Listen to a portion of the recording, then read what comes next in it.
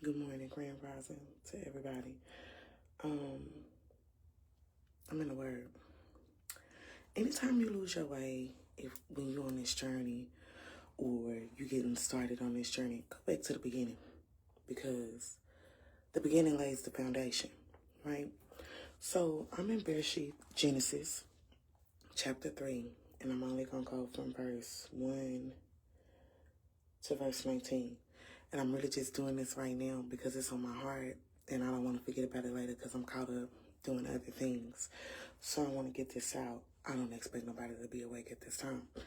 Now, chapter 3 taught us a lot if we really go back and look at it and kind of dissect it. I'm learning to really take my time when I read the word so that I get a full understanding instead of just kind of running through it or skimming through it. So chapter 3 starts with the serpent coming up to the woman, Adam's woman, and tempting her with this fruit from this tree of the knowledge of good and evil. And in verse 1, the word says that the serpent was more subtle than any beast of the field that Abiyahu would have made. And he approached the woman, he came to the woman and said, "Has Elohim said, ye shall not eat of every tree of the garden?" Now I had a couple of questions when I was reading this. I'm like, why he go to her? Was it because she was the weaker of the two? Was it because Yahweh first commanded the man? Why did the serpent go to the woman?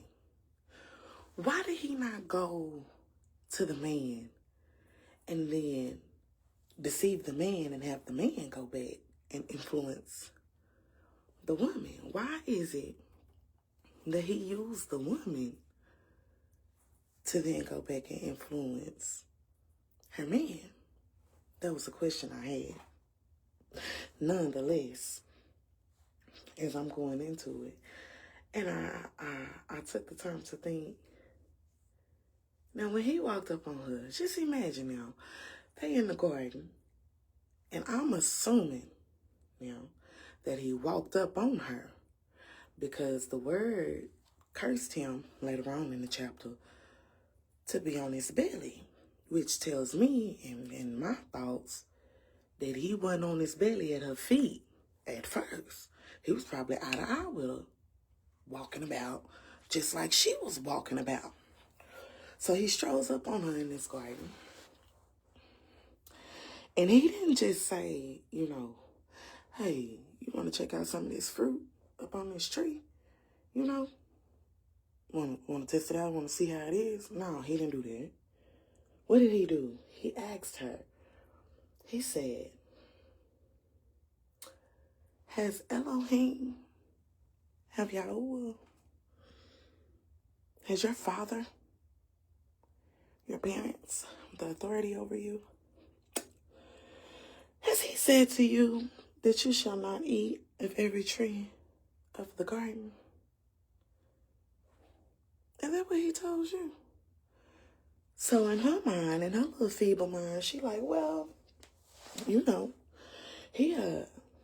said that we may eat of the fruit of the trees of the garden, but of the fruit of the tree which in the midst of the garden, Elohim said, you shall not eat of it, neither shall you touch it, lest you die unalive. The serpent said, ooh, he's the same. He's the same. This really showed me how he is the same. He has not changed. He's still the same. So the serpent said to her, you shall not surely die. You're not going to die.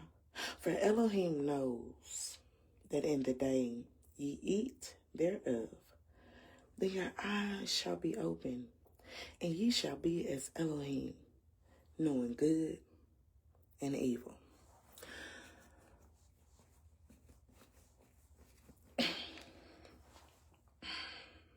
couple of things happen in this response that the serpent, Satan, gave this woman.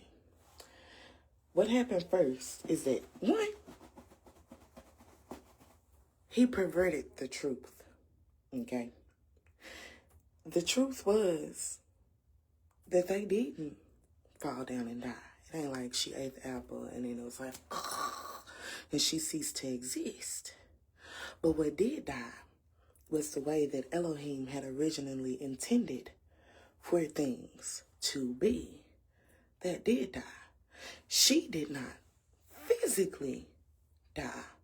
But the way that the Father wanted for things to be then had to be changed because of the disobedience that happened when she listened to this serpent. So he perverted the truth, which is something that he often does when he gets up in our minds and he tells us, things like, oh, it's okay for you to know that. It's okay for you to celebrate that. It's okay for you to eat that. Girl, you're not going to hell. Boy, you're not going to suffer and perish because of that. Father ain't going to do nothing to you. They just don't want you to be woke. They want your knowledge to be limited. They don't want you to know the things that you need to know so that you could be elevated to your next level. That's how the devil talked. That's how he talked to her in that garden. And so what he did, the second part of what he did, was that he lessened her fear of the Most High Yah. In him doing that, he cost her more than what she realized. He cost her. See, he never tells you the consequences. He don't lay out the consequences. He just lay out what seems like the benefits. So the word says that after he said that to her, she looked, and when she saw that the tree was good for food, and that it was pleasant to the eyes, and a tree to be desired to make one wise. Did it now? A tree to be desired to make one wise. She took of the fruit thereof and did eat, and also gave unto her man with her, and he did eat. And the eyes of them both were open, and they knew that they were naked, and they sewed fig leaves together and made themselves aprons. Hold up. Because it says that when she saw the tree, that it was desired to make one wise. At least this is how it appeared to her. That, oh, okay, so the serpent done told me, if I eat of these, if I do these, I'm going to gain this knowledge, and this knowledge is going to give me wisdom. Brothers and sisters, that's not how it works, okay? It don't work like that. Wisdom begins with the fear of Abba Yahuwah. If you don't fear Abba Yahuwah, I don't care how much knowledge you got, you ain't got no wisdom. Because wisdom comes from fearing the Most High. My skin will try to ignore that. Wisdom comes from fearing the Most High. If you don't have no fear of the Most High, you ain't got no wisdom. So when they ate this fruit and their eyes got opened up, right? Did they gain some knowledge? Yes. Yes, they did. They did gain some knowledge. And technically what the serpent said was true. They didn't fall down and croak over, right? But also, in verse 22, it says, if we skip down to verse 22, it says that, and Yahuwah Elohim said, behold, the man is become as one of us to know good and evil. And now, lest he put forth his hand to take also of the tree of life and eat and live forever, which is why he guarded the tree of life the way that he did, so that man couldn't get to it. So, when the serpent told Eve, oh, he just don't want you to have that knowledge. Because if you get that knowledge, you're going to be like him. knowing of good and evil. That was true, in a sense. But he perverted it because he did not give her any depth to it. He just tempted her with the temptation of, oh, he just don't want you to have that because it's going to make you better. But did it make her better? Did it make her and Adam better? Or did it just open them up to things that Abba Yahuwah never intended for them to have to deal with in the first place? The knowledge that they gained, did it really help them? And it sure didn't get them no wisdom. In reality, when she ate from that fruit, she gained that knowledge in exchange for loss of wisdom. Because what the serpent did was cause her to lose some of the fear that she had for the Most High. When she lost some of that fear that she had for the Most High, she lost some wisdom. Because wisdom begins with the fear of Abba Yahuwah. So, as it goes on and the story unfolds more, they now know that they naked. So they sew some little figs on them to try to cover themselves up. And then Abba Yahuwah is walking in the garden. And the man and his woman, they hide themselves from the presence of Yahuwah amongst the trees of the garden. And Yahuwah is calling to Adam and he's saying, where you at, son? You hiding? Where are you? And Adam comes out and he says, oh, I heard your voice in the garden, and I was afraid because I was naked. And I hid myself. That's like saying, I was naked, I was exposed, and I didn't want you to see me. So I hid myself. Now, in all that knowledge that they gained, they didn't gain no wisdom. And then the word not only says to gain the wisdom, but in all your gaining to get understanding as well. So not only did they not have no wisdom, but they didn't have no understanding because Adam did not understand, boy, you been naked. So Yahuwah is like, you say you naked.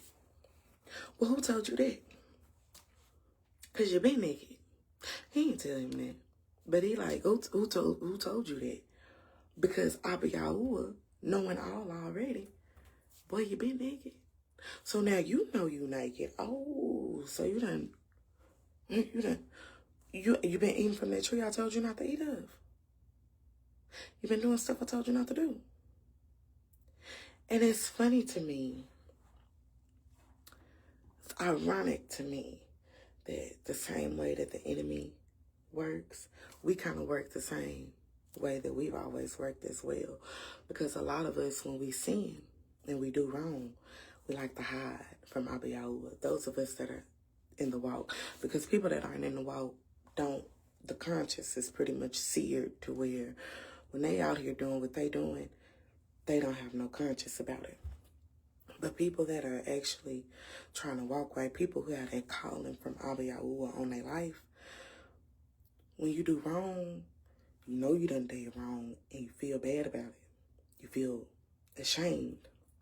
And coming into the presence of Abba Yahuwah makes you feel exposed because you know that he knows the truth. And we act like that even amongst each other. If a person don't want to face the truth about themselves and things that they have done, and somebody holds the truth to the situation, they will go out of their way to try to destroy or discredit the person that knows the truth. Because they don't want to face the truth. Because the truth exposes the wrongdoing. Adam and his woman was really hiding from Abba Yahuwah, not because they were naked, but because they were exposed. They knew that they had been doing something they didn't have no business, and they knew that he was going to know that they had been doing something that they didn't have no business. So he tried to hide himself. But little did he know, as soon as he opened his mouth, he exposed himself anyway. Because now you're talking about you naked. How do you know you're naked? When you been naked. So what you been doing? Busted. So it's like we as Abiyahu's children, we're going to mess up from time to time. But it's important to just go and bring it to him instead of trying to hide. Because this made me think about parents, right? And say you done did something like my baby. My baby, for instance, he'll be in the living room doing something, watching something on TV that I don't want him watching, flipping off of stuff he ain't got no business. And I can hear him. I don't even gotta see him. I hear him. I say, Solomon, what you doing? Oh, nothing. Solomon, what you doing? Nothing, Mama. I'm not doing nothing. I'm just, just watching TV, whatever. Are you doing something I asked you not to do? You doing something I told you don't do? No. Okay. What this can do for a parent is tee a parent off, right? 'Cause I know you're lying is the thing. When it comes down to it, the father already knows what you done did. So it's like, you don't need to lie or try to hide.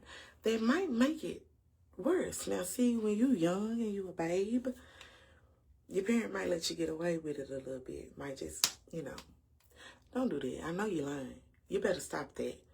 Stuff like that, because you're little. It's cute, right? The older you get, the bigger you get, the more it's been told to you. And you continue to do the same thing and respond the same way. You think that parent gonna continue to have that same, oh, don't do that. I know you lying. Don't do that. No, it's gonna get a little tougher. They're gonna get a little stricter. Because you steady playing with me. And what makes you think I'm gonna be played with? What makes you think I don't already know? Well, I wouldn't be asking you if I ain't already know what you was doing. So you gonna tell the truth so we can get through it? Or you gonna keep lying and dancing in circles and trying to hide from me what I already know? As a parent, could you imagine how irritating that could kind of be? If you know what your child has done and they lying in your face like you don't know, trying to hide it from you. So just imagine how Abba Yahuwah feels when we do things that we know that we shouldn't have done, and then instead of coming to him and repenting and turning away from that thing that we've been doing and asking him, praying for his strength, for the desire to be decreased. If it's something that you feel like you're struggling with, because you're going to struggle with things, certain things that are strongholds on us, that we literally have to pray, we have to fast, we have to seek deliverance to get that stuff off of us. So you better off just praying for it and asking, like, Father, help me. I'm struggling in this area. I need deliverance, rather than to try to hide it from him, because that might tee him off. I'm just speculating. Now, if it was my child, it might tee me off. Just saying. So, he tries to hide from him. And when Abba Yahuwah calls for him, he responds, well, I heard your voice in the garden. I was afraid because I was naked and I hid myself. So then Abba Yahuwah says to him, who told you that you were naked? Have you eaten of the tree whereof I commanded you that you should not eat? And then Adam say, well, the woman that you gave me, yeah, she had gave me some fruit of the tree. And I did eat it. But that woman you gave me, she the one that brought it to me, which in his defense was very true. This kind of opened my eyes up, because I spoke with men quite a bit that don't have the best feelings towards their wives and their women. And it's always like, if it hadn't been for that woman, if it hadn't been for, if she had a, it's always that. And I realized that comes from the beginning. Because truth be told now, if it hadn't been for her listening to that serpent, falling into that temptation, and then bringing that back to her man, they both wouldn't have been in that garden right then, right there, getting in trouble with our Yahweh. This is true. It's straight up facts. Like, that again made me go back and wonder, why did the serpent approach the woman? Is it because he knew she was gonna fold? Like, did he know that the woman was gonna fold? So it's like, as a woman, as women, we gotta work on not being the downfall of the man. We don't want to cause him to stumble spiritually, mentally, physically. We don't want to be the reason that this man is stumbling. We don't want to be the reason that this man is having trouble with the Most High, because instead of listening to the Most High and being obedient to him, he's listening to us. And we're luring him away from the Most High. No. That's not what we're supposed to do. So she did err. Don't get me wrong. She definitely erred. But when he responded, it kind of shed light to me. I was having a hard time for a long time understanding how a man can be with a woman and want to be with the woman, but at the same time he can't stand the woman, and he feel like the woman is the root of all his problems, but yet he with the woman. I don't get it. This kind of showed me like, oh, because you made this woman for me. You said I was supposed to help you. You made her for me, to be my helpmeet, to be here with me. But then she done got me in trouble. Like, dang. Like, I did do it. But she, you know, as a woman, we have to take responsibility, especially when it's us that's done, you know. Because she ate that fruit. And she took that fruit back to him. It ain't no way around it. That in itself caused tension. Now, did he have free will? Yeah. Could he have told her, girl, I'm not eating that. You weren't supposed to eat that. I'm not eating that. You ain't finna get me in. Yeah, he could have. But he didn't. For whatever reason. Women have been the downfall of a lot of men. I'm not standing here as a woman and say that. Not always. But a lot of times, men done came crashing down, fooling with some women. You know, it's just what that is. So, Yahweh then says unto the woman, verse 13, he says, what is this that you have done? And the woman said, the serpent beguiled me, and I did eat. So I looked up what beguiled means, and it's to charm. Sometimes deceptively, which goes back to show you that the enemy don't always try to fear you into submission. Most of the time, he wants to tempt you into submission. So he's going to come looking good. Girl, you're going to be wise. Girl, you're going to gain some knowledge. Girl, you're going to be woke. You're going to be elevated. You're going to meet your higher self. Girl, you're going to be able to do things that most people can't do. Girl, you're so special. You're so special, and don't nobody want you to know how special you are. But I bet if you do this, you'll know. I bet if you do this, you'll turn up on them. I bet if you do this. Like, he's always cunning. He always comes in charming, looking like something good. That's why you have to use discernment. You don't have no discernment. You don't know. Like, no, I don't think, you know, everything that glitter ain't gold, boo. I don't think I want none of that. You don't know how to do that. Because you just enticed. Ooh, that man looks so good. Ooh, that money sounds so easy to make. Ooh, it looks so fun. He comes in the form of lust, of whatever it is that you like. And if he can't get you that way, then he'll try to intimidate you, scare you, things of that nature. But he loves to entice in a way that makes you want to give in to him. He wants you to give in to him. He don't really want to have to try to. He don't want to have to do that. He don't want to have to try to beat you into it, choke you into it. No. He wants you to come to him. He wants you to give it up. Yeah, she gonna give it up. He gonna give it up. Come on, come on. I got something for you. I got what you want. I got what you need. Come on. That's how he works. So she said he beguiled me. And I did eat. I did eat of the tree. And so, Yahuwah said, and he cursed all three. He started with the serpent.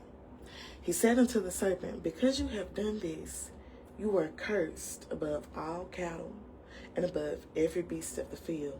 Upon your belly you shall go, and dust you shall eat all the days of your life. Now, we don't know what the serpent looked like before then, but after being cursed, it sounds a lot like the visual of what we have of a snake that goes about on its belly, and it's at the feet of man. So that to me says that whatever that serpent was, it became like what we recognize today as a snake. And then Abba Yahuwah says in verse 15 that he's going to put enmity, which is like strife, tension, beef. It'll forever be between you and the woman, and between your seed and her seed. It shall bruise your head, and you shall bruise his heel. Now that to me spoke literally and figuratively, because the snake is at our feet, and a lot of us are scared of snakes. But for those of us that are not, you'll take something. You ever seen somebody take something and whack the head off a snake? But if they're too slow, you ever seen a snake at somebody's feet real quick? So that battle between us is physical, but it's also figurative in the sense of Satan being at the feet, underneath the feet of the believer, of the child of the Most High. He's at your feet, but he's going to continue to nip at your heels. He on your, Father forgive me, but he on your tail, okay? With the temptation, with the deception. He's on your tail. He at your feet, trying to make you stumble. He nipping at your ankles, trying to get you down to his level, because he's forced to be underneath you. Safe to say he don't like that. Safe to say that tees him off. Safe to say Satan got attitude, because he know where he belongs. Because he know where he was cursed to. Underneath mankind. Now they all did wrong in the situation. Yet Satan, who used that serpent, was cursed to be underneath mankind still. And he still is, because in Yahusha Shem, baby, every demon in hell, including Satan himself, must obey Yahusha. Period. There is no. So if you command something in Yahusha Shem to get behind you, to get underneath your feet, to get off your child, to get out your household, they gotta go. Yahusha Shem, he knows this. So his main goal is to keep you from knowing it. His main goal is to keep you from exercising the rights and the power and the authority that you have through the Messiah that was given unto you. That's his goal. Let's go back. So after he curses the serpent, he then curses the woman. And he says unto the woman, I will greatly multiply your sorrow and your conception. In sorrow you shall bring forth children, and your desire shall be to your man, and he shall rule over you. Now we know that we give birth in pain. I don't care if you the strongest woman out there and you be popping out babies with no epidural. It still hurt. when that womb get to contracting and it's time for that baby to come forth, it hurts. Pain like you ain't never felt. Pushing a human out of your body hurts. If you got to get cut open and get a C-section, you might not feel it when they cutting through you, but when you wake up, you going to feel some pain. Bringing forth children hurts, period. It's a result of what we did. Also, us always desiring after our man, chasing, in a sense, after our man. We be wanting the man to chase us, but really we be chasing him because we be trying to make him. That comes from that curse. And your man gonna rule over you. You gonna always be his little beck and call. He gonna always be able to tell you what to do. That's a part of that curse. Because you went and you influenced him in a way that you should not have. So now he gonna have rule and dominion over you. And you're always going to yearn after him. That's why these women be ready to do crazy things behind a man. They curse. So he cursed the serpent, he cursed the woman, and then he cursed the man. And he said unto Adam, because you have hearkened unto the voice of your woman, and you done eaten of the tree which I commanded you, saying, you shall not eat of that tree. The ground is cursed for your sake. In sorrow you shall eat of it all the days of your life. Thorns also and thistles shall it bring forth to you, and you shall eat the herb of the field. In the sweat of your face shall you eat bread, till you return unto the ground. For out of it you were taken, for dust you are, and unto dust you shall return. That's verse 19. And that's where I'm going to stop this. When he cursed Adam, he cursed the ground because Adam was to work the ground. He created him to till the ground, to deal with the animals, to have rule and dominion over the land. That's what he made Adam for. So now the ground is cursed. It's going to bring forth thorns and thistles. So that means it's going to get a little harder for you to till this ground. This is why men have to work so hard. This is why from the sweat of their brow, from the sweat of their forehead, they constantly just working. Got me working day and night. Working. Whether you got a woman or not. And then if you got a woman, you extra working because now you got to take care of this woman.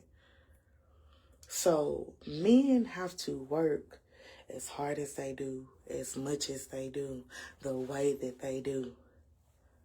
Because of this curse. Because he listened to a woman. His woman, more than he listened to his creator, his Elohim.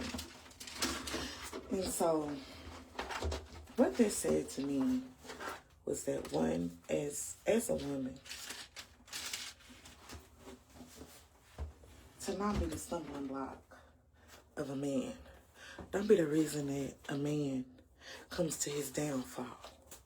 Because you done been influenced to do wrong. And now you're influencing that man to do wrong. And now the Bible didn't say at that time that they were intimate.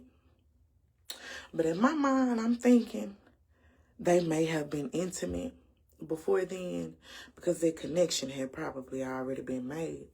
So that brings me to say, too, stop sleeping with people that ain't none of your wife and your husband. Just stop doing it. Because a woman can influence a man through sex. And a man can control a woman through sex. It's very easy to do once you get to doing the do. So, as women, we have to work to not be stumbling blocks. We have to work to push our men closer to the Most High and not pull them further away from Him. We have to work to cause them to be something that helps to cause them to want to be obedient to the Most High. It's got to be in them already. Now, we ain't nobody saving grace. We can't do what the Messiah has done. They have to already have that in them. But we want to help when it comes to pushing them towards being obedient to the Most High, being obedient to Mashiach. We want to help them with that. We want to push them towards that, not pull them away by using our bodies, okay, and our influence. You know how what they say about women and what's between women's legs and how it has power and control over a man. We don't want to use that to be a man's stumbling block. How you gonna cause a man to stumble and then say you want a husband? Oh, but I just want me a husband so I deserve. But you making this man slip and slide all the way to his doom. No. Men, y'all are natural born leaders. Y'all were here first. Okay? He made y'all first. That connection with him, y'all had first with the Most High. Y'all had that first. Y'all rule over y'all's women. So it's up to a man to be the leader of his household, of his relationship. And that means not letting that woman bring you to your doom.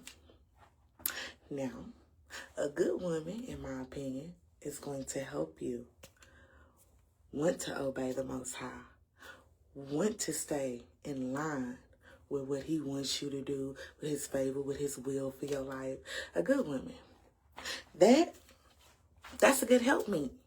That's what he made a woman for. So don't beat up on a good woman while you exercising your authority over that woman. I'll just say that. Because sometimes men can be rough, I'll say, on a woman. Sometimes it be because they done dealt with so many women that was influencing them in the wrong way. But that's also why you have to have discernment, so that you know how to treat who you dealing with accordingly. How to let go of who you shouldn't be dealing with, and how to hold on to who you should.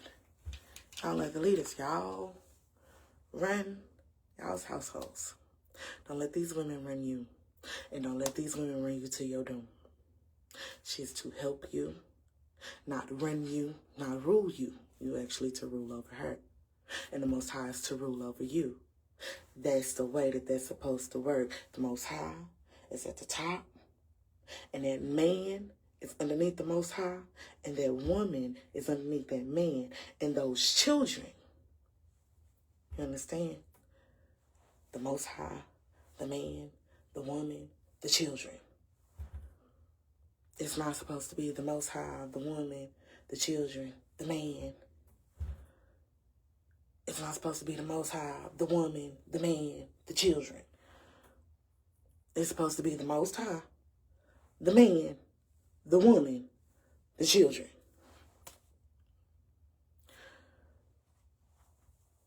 We kind of messed up the order of the way that things were supposed to flow when that serpent approached that woman, and then that woman went back and influenced that man and led that man into the very deception and temptation that she fell into. Kind of messed it up.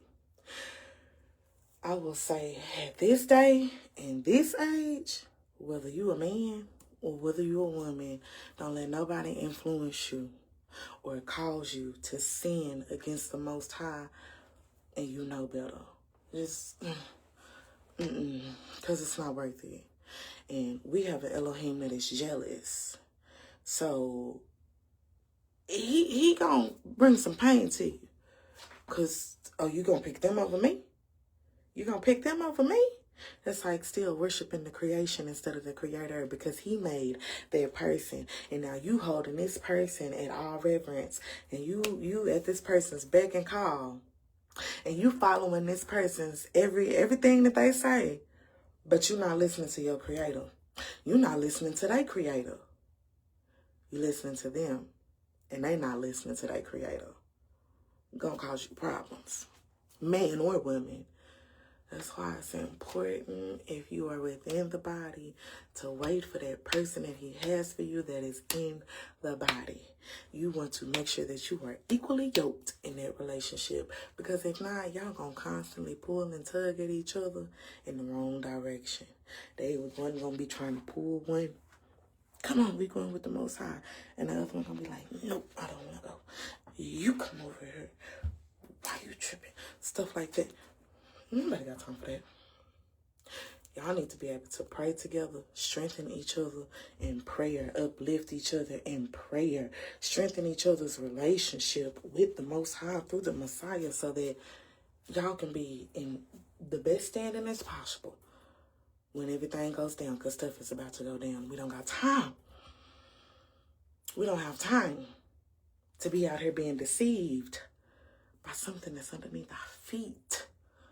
When you really realize that the devil is underneath your feet, that his power is limited.